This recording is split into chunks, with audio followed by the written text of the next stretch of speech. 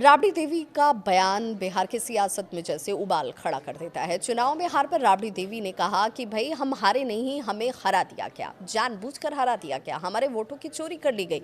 जी हाँ, राबड़ी देवी ने कहा कि हम लोगों को जानबूझकर वोटों की चोरी के साथ हराया गया, हम लोग चुनाव जीत गए थे।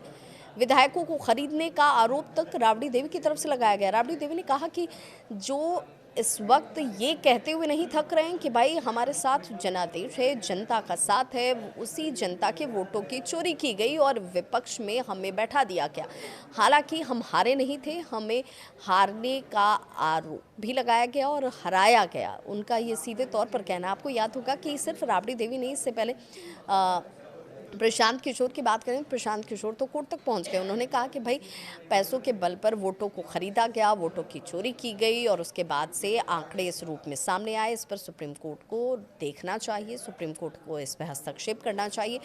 चुनाव में जब आचार संहिता लागू हो जाती है उस दौरान 10-10 हज़ार रुपये जो खाते में लोगों के गए, वो एक तरीके से वोट की खरीदने की बात का जिक्र उनकी तरफ से किया गया और इसीलिए ऐसे प्रलोभन, ऐसे लालच न दिए जाएं, इस पर विराम लगना चाहिए। अगर ऐसा नहीं होता तो संभवतः परिणाम कुछ और होते। और राबड़ी देवी भी इसी तरफ इशारा करते हुए कह रही हैं कि हम हारे नहीं, हमें हराया गया, हम तो जीत चुके थे, हमारे वोटों की चोरी कर ली गई।